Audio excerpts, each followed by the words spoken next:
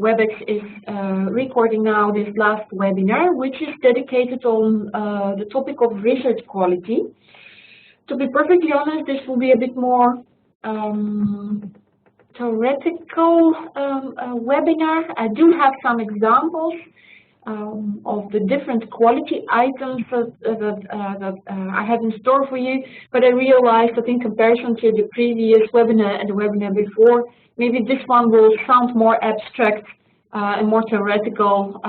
Nevertheless, I think it's very much related to how you in reality can show that your thesis is of the requested quality. But before you can do that, obviously you will need to realize what are the quality criteria out there, and also to realize how they're embedded in the assessment form. So actually this webinar answers those two questions.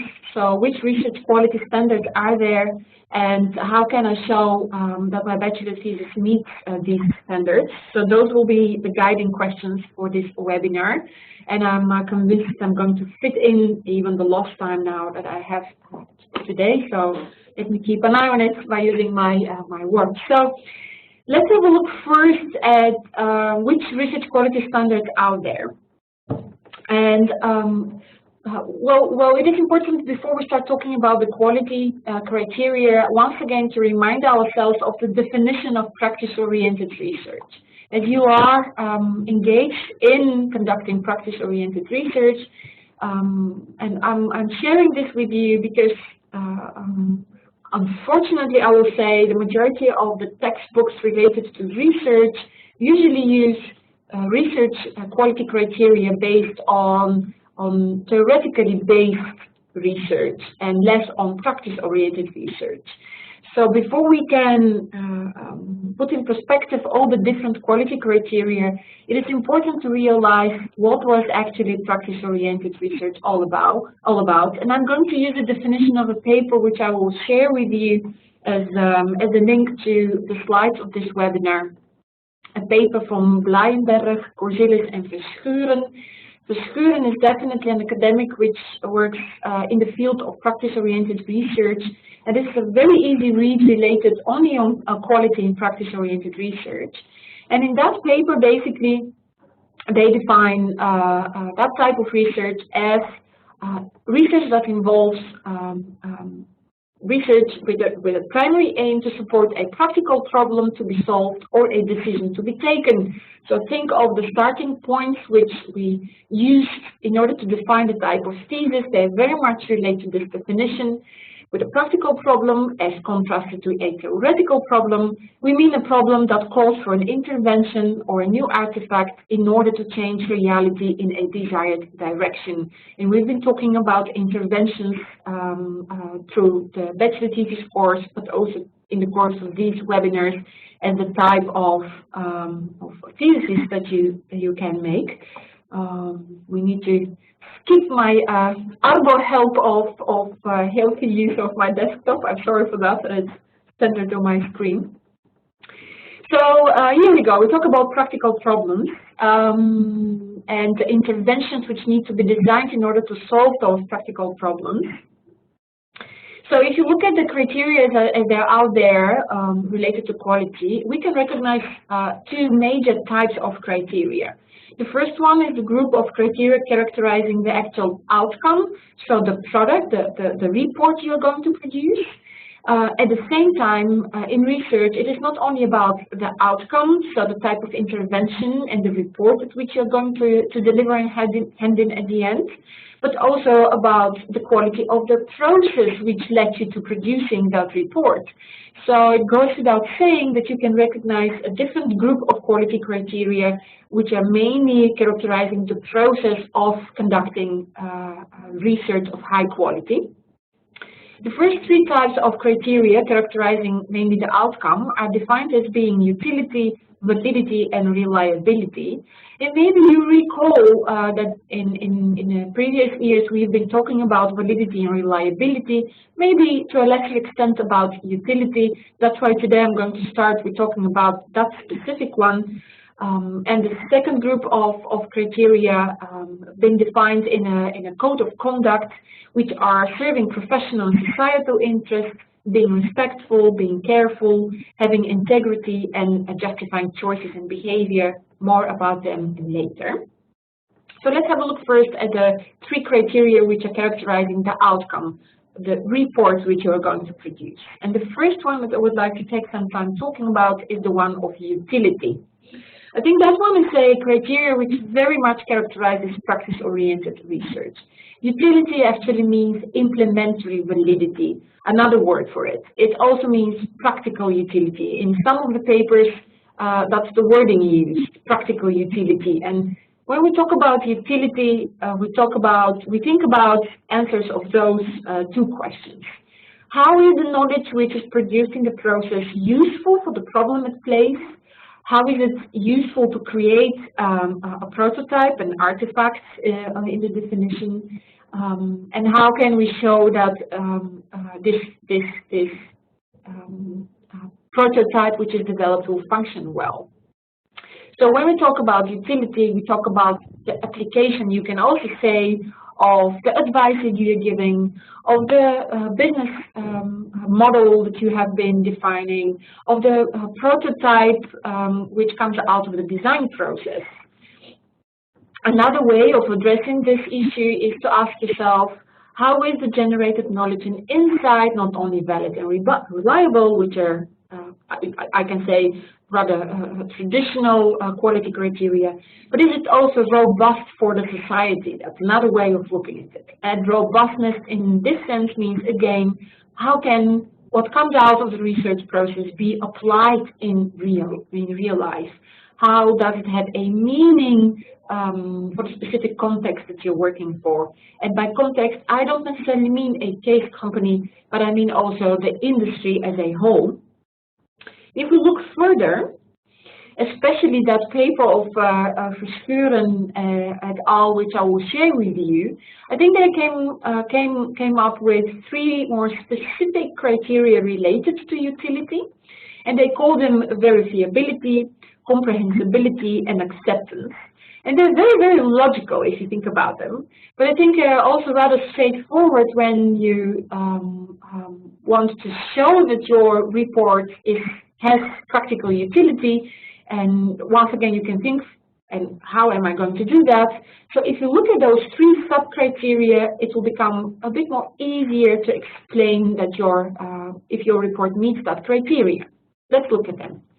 The first one is about verifiability, defined by the possibility for others than the researchers and the participants to check how the research is done and how the results are achieved. I will say you can reach verifiability by documenting rather well the research process. Especially for the people who are following the BT course, I think you will recognize the detailed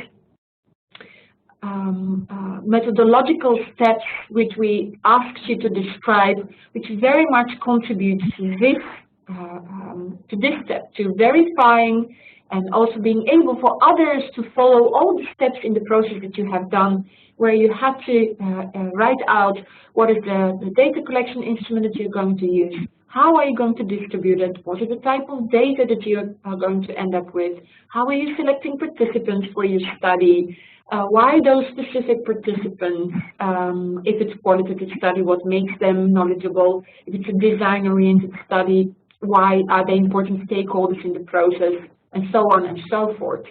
So I believe that well-documented research process very much contributes for verifying the steps that you have taken. The other 2, comprehensibility and acceptance, are related to each other. The whole idea of practice-oriented research is that it does something for a specific context. So those are also rather logical. The first one involves the idea that the results and how those results are produced must be understood by those who eventually will be affected by the recommendations you're making, by the consequences for decision-making that you are involving in your project. Imagine that your project is about change in an organization that you work for. I think it goes without saying that the recommendations related to change will be only accepted if they're understood by the people involved eventually.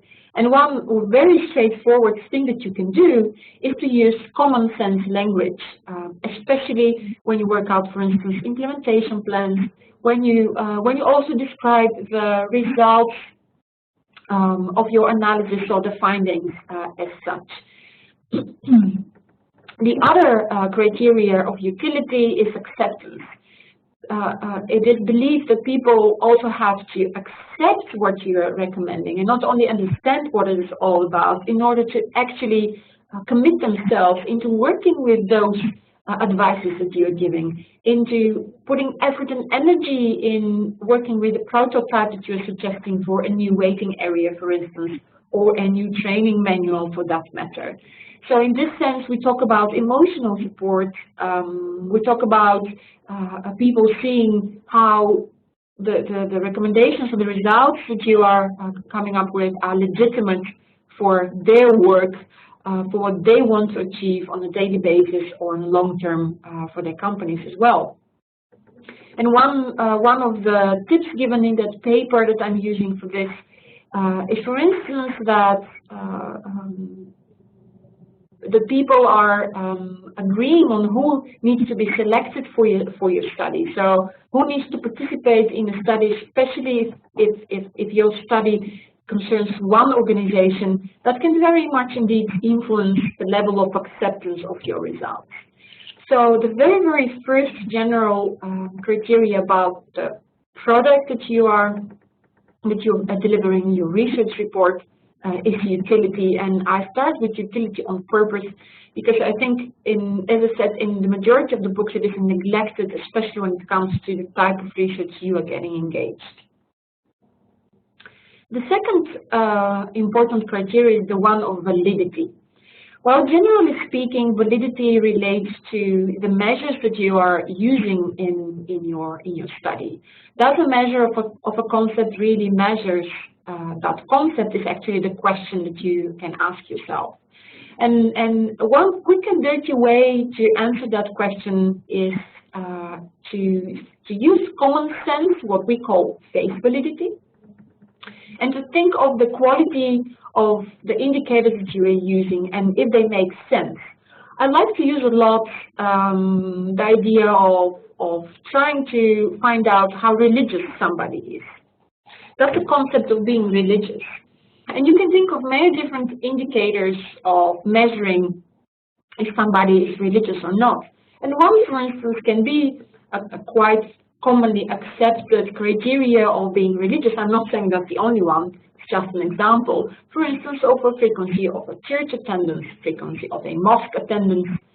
You can also think of a frequency of prayer on a specific moment. You can think of celebrating special occasions related to a religion. So those are, at first glance, guided by common sense, questions that you can ask yourself in finding out if you have reached face validity with the measures that you're using in your study. This also goes for studies where you're using existing data. You will have to ask yourself, what is actually that specific question measuring? Which indicator is it, and is it related to a bigger concept of satisfaction, of loyalty, and so on and so forth? So do the questions you're making make sense? Are the concepts understandable, as the example I was giving of being religious and the relation to church attendance? Are they interesting and motivating to answer as well is a part of it, even though a bit more related to influencing response rates. And if we talk about specifically about quantitative designs, you can also think of instructions for completing the questionnaire, and you can think also about the length of a questionnaire. Those are the very first questions in finding out if you have reached face validity. Unfortunately, validity is not, it's a bit more complex than only that. How you can achieve face validity, a side note. Well, what is commonly accepted is to get a questionnaire reviewed by a couple of people. 15, I will say, it's quite a lot, but that's a textbook step. Ask ask for feedback. So what are the problems when people filled in, if there are any, when they were filling in a questionnaire. So really talking to this panel of people testing actually your questionnaire will definitely contribute to achieving face validity. Improve it and then send it out there for hundreds of people to fill it in. By the way, I think if the data collection instrument you're using, and I've been sharing this with people joining my group within the BT course, I think you should also calculate that very often the very first interview you're conducting might lead to reformulating a bit the questions in your interview protocol. Sorry, I was looking for the word. That's what I experienced during my master study. The first interview I used, actually I couldn't really use it later on for my data because I had to reformulate, rephrase all the questions, as I found out after only one interview that the way I have formulated them doesn't really lead to the direction of the topics that I was actually opting for. So this peer review also goes for qualitative type of designs, not only for quantitative ones. And as I said, there's more into validity. It's a bit of a complex thing when we talk about validity. And the mostly used type of validities you will come across different papers and books are the internal and the external validity. And internal and external validity is a term used for all types of designs. I think Gray, by the way, quite nicely explains the differences in qualitative and quantitative type of designs. So let's have a look at both. If we talk about internal validity, actually we talk about the validity of the measurement procedure, one you can say. Can we, by looking at our measurement procedure, can we be confident to say something about the extent towards X, so our independent variable influences the dependent variable?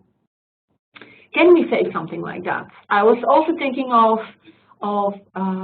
the fact that you are reaching internal validity when you think of the alignment I was discussing during the previous webinar. Does your research design match the question? And today I had a very interesting discussion with one student, I think he's watching now, about measuring the gap between expected and perceived service quality. Well, if one is interested in measuring a gap like that, then you will have to ask yourself, how are the measurement procedures that I'm using, and are they really making me able to calculate that gap between expected and perceived service quality? And if that's the case, then you've reached a reasonable extent of, then you've reached internal validity. It's interesting to see how qualitative research looks at internal validity, because influences and causation, correlation between dependent and independent variables are not topic of interest for qualitative researchers. So the question here, when you talk about internal validity, is how far are the constructions of the researcher, so the interpretations of the researcher, also grounded in the way the people studied, so the interviewees, for instance, seeing them. So how far the constructions of the researcher are grounded in the construction of those studied. And by construction in here is meant the interpretation, the reflection of what has been discussed. If, for instance, you're talking about how people are perceiving organizational values,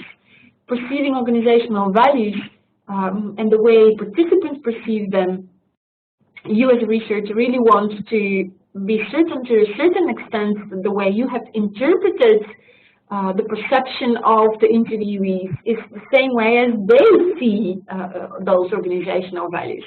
It sounds actually more complicated than it is. So what is very often done in order to reach internal validity in qualitative studies is to verify your interpretation. It's actually just as simple. Imagine that you have conducted 10 to 15 interviews, you have followed nicely all the steps in qualitative research, you have analyzed the transcripts, found overarching themes, You found this based on the idea of similarities and differences in the answers. You found very interesting things, and you want to be able to verify if your interpretation of organizational values, of innovation, of loyalty, of service quality is also the way participants have viewed it. Well, what you can do is you can send each one of them your analysis and ask them one simple question. Is my interpretation the way you also experienced it? Did I interpret what you experienced it correctly? And then this will guarantee, or this will at least influence internal validity in qualitative study. A very important step in that process. When we talk about external validity, which is type of validity more often used in quantitative type of studies, we talk about the degree to which one can generalize the findings from the sample to a bigger population or a setting. And as generalization of finding is usually one of the goals for quantitative study, that's why I said it is more a criteria related to quantitative studies. How can that be achieved? Think of sampling strategy, especially probability sampling, which is important for quantitative studies, as probability sampling influences your ability to be able to generalize your findings. So you will really have to review that, but that's basically one of the steps in the process that you can take, which will assure you that ability to generalize findings to your research population. Imagine that your research population is stratified. Well, here we go. It will also mean that you will have to use stratifying sampling strategy in order to be able to generalize findings. So those two are mostly used. There are three more worth mentioning them briefly. The predictive validity, criterion validity code as well, the content validity, and the construct validity. I think I talked a lot about the quality of constructs in the third webinar. If you review how construct validity is defined in here, so the degree to which a measure relates to other variables as expected, based on theoretical definitions, you will definitely recall or remember the third webinar when I was talking about those complex concepts and how they are constructed, and the need of using dimensions and multiple indicators. So that process very much influences construct validity. If you're measuring what they intend to measure, how is that related to the theoretical definition, for instance, of attitude or knowledge? It is safeguarded by quite well theoretically defining what you're studying and operationally defining it as well. I think it is also a nice one to talk about the content validity. That one is the degree to which a measure covers the range of meanings included in a concept. Take, for instance, mathematical ability as an example. Mathematical ability has different meanings, and only when you cover them all, you will reach content validity. Think of addition, subtraction, multiplication, and division. Only when you study all those, you can say that you're actually studying mathematical ability. One of my favorite examples, which I use in private life as well, is intelligence. Think about how often people talk about intelligence without realizing that we know nowadays 7 different types of intelligence. And very often, though, when people talk about intelligence, they often refer to cognitive intelligence. However, we can also talk about emotional intelligence, about spatial intelligence. I don't know all the 7 by heart, but those are the other 2 popping up in my mind. So measures would have to cover the variety of meanings related to a concept to actually reach content validity. And in case you're only focusing at one specific meaning, it's so important, especially in the introduction of your report, that you're very, very clear about the fact that you're focusing on a specific meaning of a concept, and that you, for whatever reason, ignore the other meanings, but at least you will acknowledge that you understand that the concept is more complex as the example of mathematical ability and intelligence. And I think this is also a relevant idea for qualitative research, and thinking about and maybe even trying to find out what all those different ranges of meanings are and how people define them in their experience, according to their experiences. So enough about validity. The other third one used to define the quality of your outcome of your product is reliability. And reliability usually refers to, as it's called, stability, consistencies of the measurements. It's not the same as replicability. However, it is related to it. But especially if we think about quantitative type of designs, we talk about quantitative internal reliability when we use questionnaires, when we use a couple of questions in a scale, and when those questions lead to consistency in the results across the questions asked. I have an example with brand loyalty. Let me talk you through that one, and then the whole idea of consistency of results across items, I hope, will be more clear. Imagine that you are interested in measuring the brand loyalty and that you want to achieve a high level of reliability. So you want to have stable answers. What does this mean? It means that the number of items or the number of statements or questions you have in your questionnaire, that some of them are actually formulated in order to assure that you're reaching that consistency. Have a look. The first one, to me, brand loyalty is important. I tend to buy the same brand all the time. If I like a brand, I always buy it in a preference to others. Brand loyalty is unimportant in my buying decision. If you think about the first and the second statements there, which you can answer by using, for instance, a 5-point Likert scale, disagree, agree, extremely disagree to extremely agree. But if you look at the first and the last one, well, actually, you can say they measure the same thing. They measure how important brand loyalty is to someone. However, in the way it's formulated, it helps you show that your questionnaire reaches reliability. Because if somebody says to me brand loyalty is important and they say that they agree with that statement or highly agree with that statement, then there should be a consistent way of answering the last statement. Brand loyalty is unimportant in my buying decision. Well, people will have to disagree with that one if they agreed with the first one. And the good thing about the so-called Cronbach alpha coefficient, which you probably have seen in many papers you've been reading so far, especially papers using questionnaires as a measurement instrument, is that actually Cronbach alpha coefficient says something about the consistency of answering those questions or those statements. As we tend, if questions are built in, or if questionnaires are built in properly, we tend to be consistent in our answers. I mean, that is kind of a logical thing. So the higher the Cronbach alpha, the more consistent we are in our answers as participants of a study, the higher the reliability of the measurement instrument, hence the higher the reliability of a study. One of the reasons that we've been saying so far, use existing scales as much as you can. If they've been used in published papers, then most probably the Cronbach alpha coefficients are rather high. Otherwise, they wouldn't have been published at first place, you can say, because they would be considered as not that reliable measurement instruments. So if you have those already, I would say peek again at the original papers you're using and the Cronbach alpha coefficients that they're reporting and the way they're reporting about it.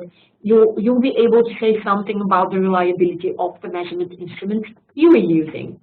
In case you decided to create a measurement instrument by yourself, calculating the Cronbach alpha coefficient with Excel or SPSS is actually one click of a button.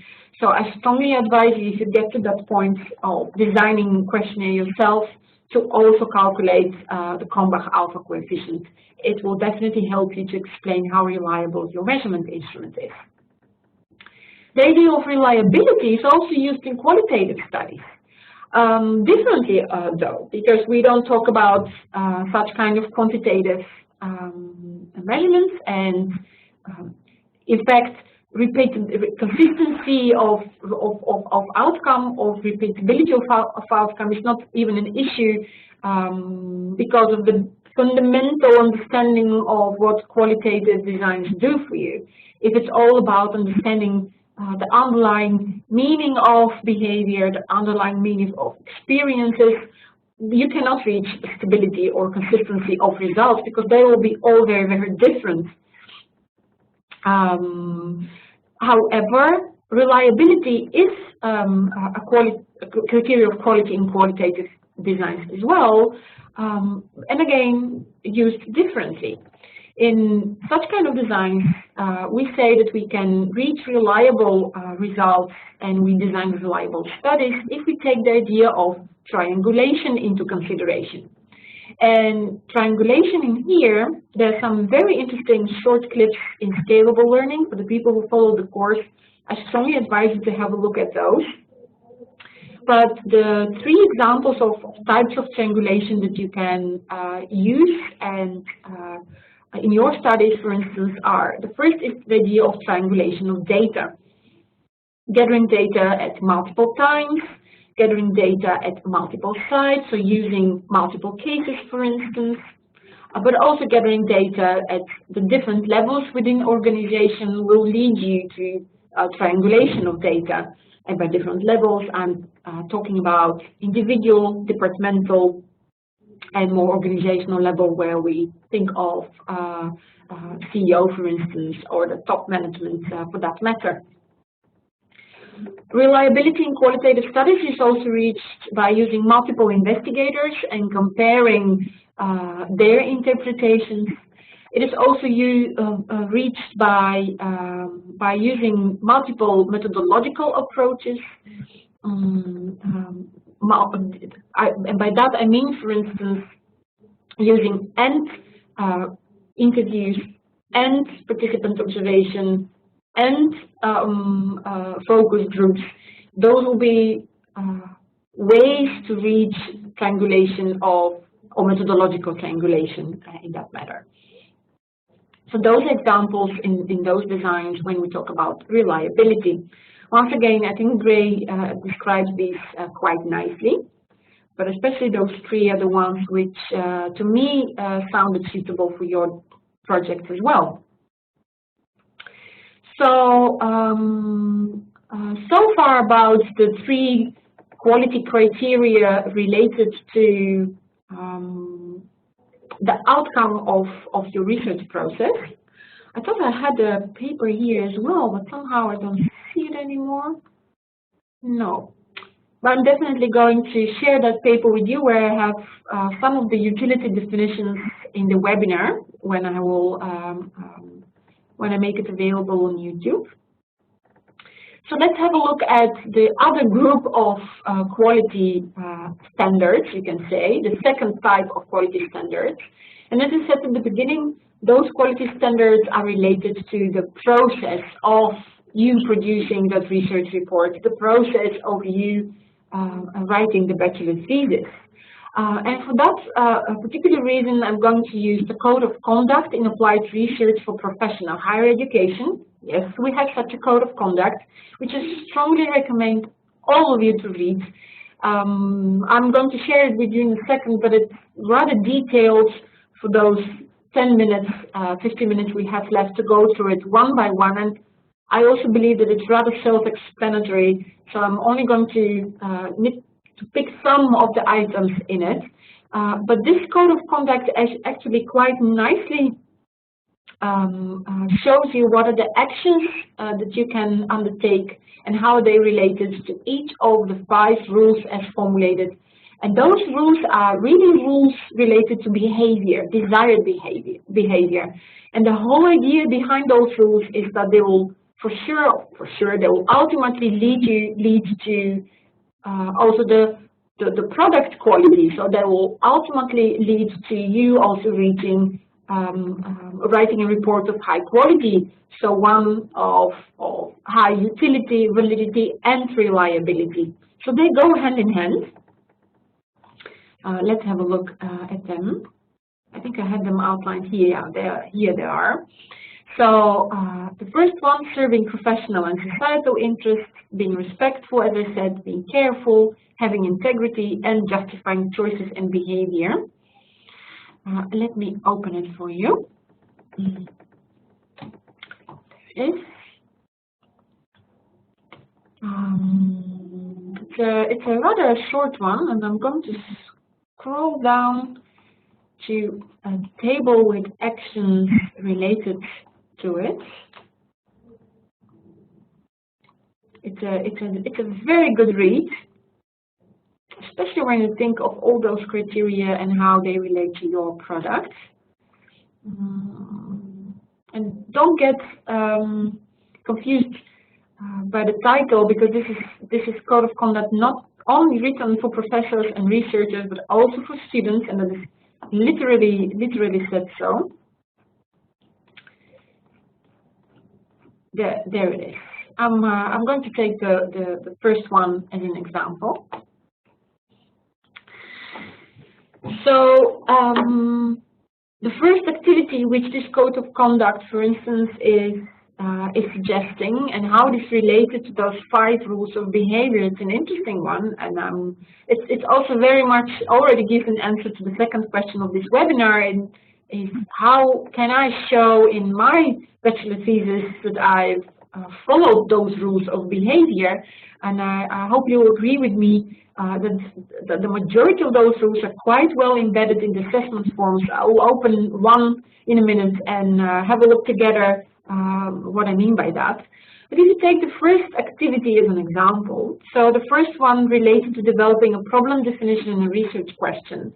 We didn't so far talk about problem definitions, but we talked about analyzing the problem, analyzing the context that you are dealing with, and thinking of what is the initial idea of starting with that project. Is it a question? Is it an operational problem? Is it an opportunity that you're dealing with? And from there, actually define and develop your problem definitions and your research questions. So let me see, have a look at the last one, justifying choices and behavior. Well, we asked you already at the very beginning to think of how relevant is this problem that you are defining for the specific context that you're working for, and how, think of the quality of the questions that you have been formulating. So how would those questions enable you to think of innovative solutions, or to think of new insights and understandings of the specific company you work for, or a part of the industry that you're getting engaged with. The first one very much related to the relevancy of the specific topic as well. This is rather broad, right? So relevant topics and issues from the field in general, so either hotel or facility, for instance. It sounds, for me, rather straightforward, so I hope you will agree with me. Have a look at this one, making a plan of action. Actually, we didn't ask you to make a plan of action as such, but at the other side, if you think of what we request as an item within the intermediate bachelor thesis, for instance, the choice of your research design and how that aligns with your research questions, how that aligns with the needs and the wants, the limitations of a commissioner if you have such. Think of the feasibility assignment. Here it is. Sources needed for the project, time needed for the project. Think of the research methods that we've been discussing quite extensively, all related to you having a plan to conduct your research before you actually start gathering your data.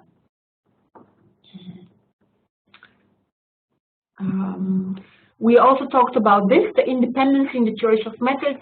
Maybe indirectly, I'm convinced all of you within the groups of the course have discussed that.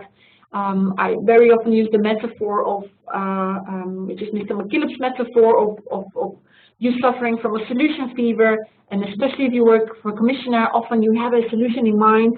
We've been asking consistently, but why would you even think of that solution at the very first step? You first will need to analyze the problem, keep yourself open for other possible solutions. An example can be thinking of designing a manual before you can actually know if a manual will be the type of solution which best fits the problem which you analyzed. This is an example of how you can reach this independence in the choice of methods as well. Let me scroll down a little bit further. There is the one related to literature. This is an interesting one, integrity. You can reach integrity by being honest about the sources you use. It goes without saying that this is very much related to one of the first assignments that you've been engaging in, writing out step by step your search strategy, noting down how you have found those sources, where you have found them, including the search terms, alternative terms, and so on and so forth.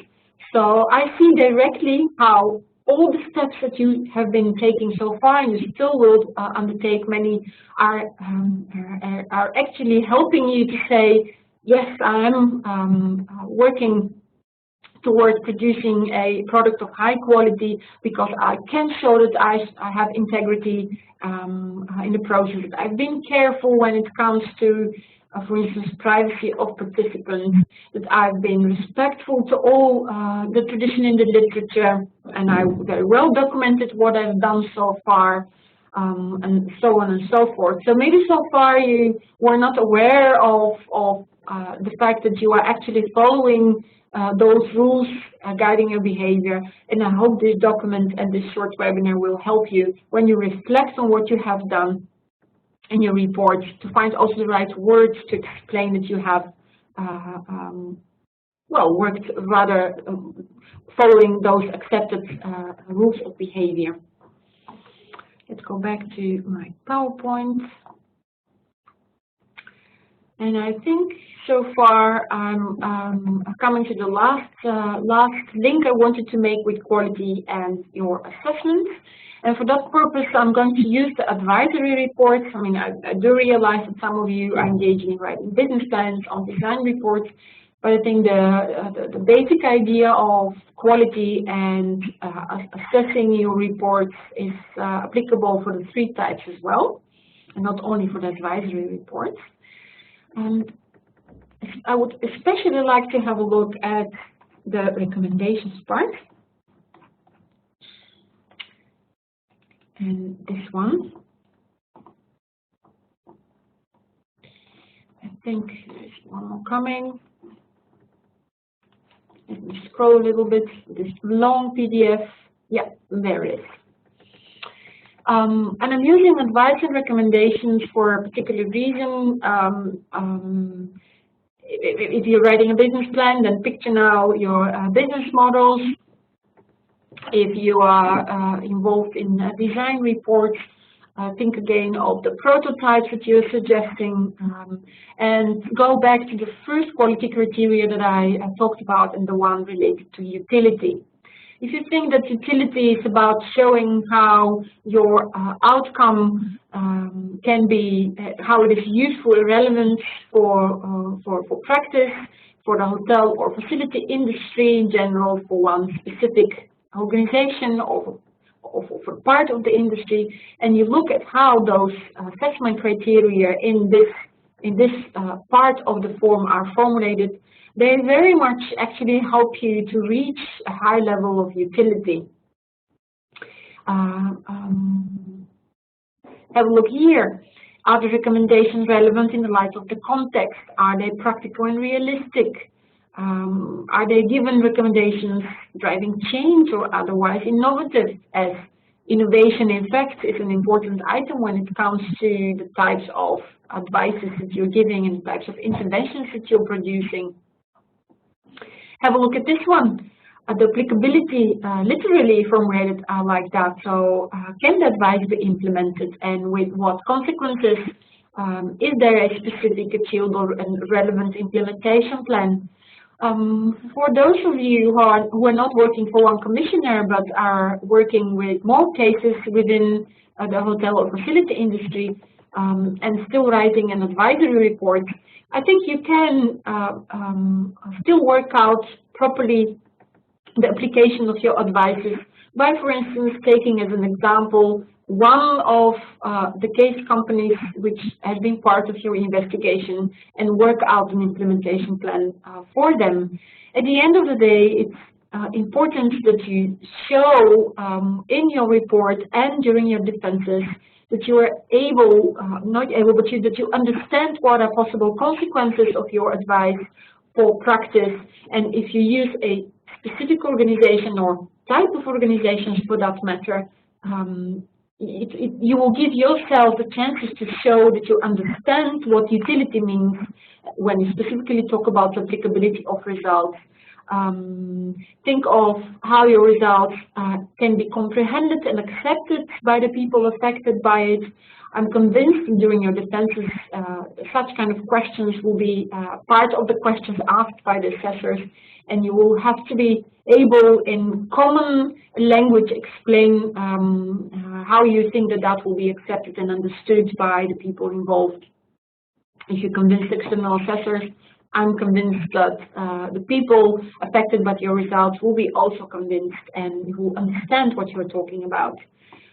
We tend often to use terminology in our advices, hotel or FM oriented, but in fact, in reality, when we really want to achieve this high level of utility, we'll have to think of how to translate our findings into common language findings. So this is just one example of how one of the criteria of utility in this case is directly related to your assessment forms. I think if you go back and think of validity and reliability of measures, this is very much embedded in the methodological section, in fact, where you are asked to be very consistent in reporting what you have done, but where you're also asked to justify the methodological approaches. Same goes for the literature chapter. Think of what I just showed you in showing integrity in your approach.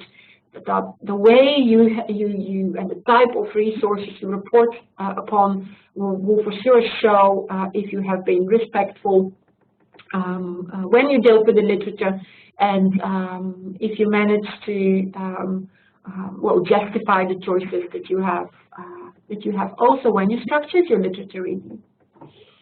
So all steps in that process which will lead you to a product of high quality. And I think so far this is what I have prepared. My time is also almost up. As I said, gray is for sure a good reference, and I need to specify the two policy documents I've been using from the Netherlands Dutch Association of Universities of Applied Sciences. But as I said, I'll share them with you. So I'm very curious if there are some questions that I can help you with. And I'm going to have a look at the Q&A or the chat options. I don't see any so far, especially not related to this. Nothing in the Q&A, nothing in the chat option, except a question about another topic, which is SPSS. Somebody's asking about the webinar on SPSS, as we discussed last week. Yeah, we are definitely working on it. Hans and Joy and myself are thinking of when we can schedule one. Probably it will be in 2 weeks. We kind of expect that in 2 weeks' time, the majority of you will already have data to work with, either qualitative or quantitative, and that's when we thought it would be a good time to offer you a webinar like this. We're still contemplating on the specific issues, so we might come back to you to find out what exactly you want to know besides what we already have made available in scalable learning for you, because you really have to have a look at scalable learning as we shared at the very, very beginning, some very good tutorials on SPSS, Excel.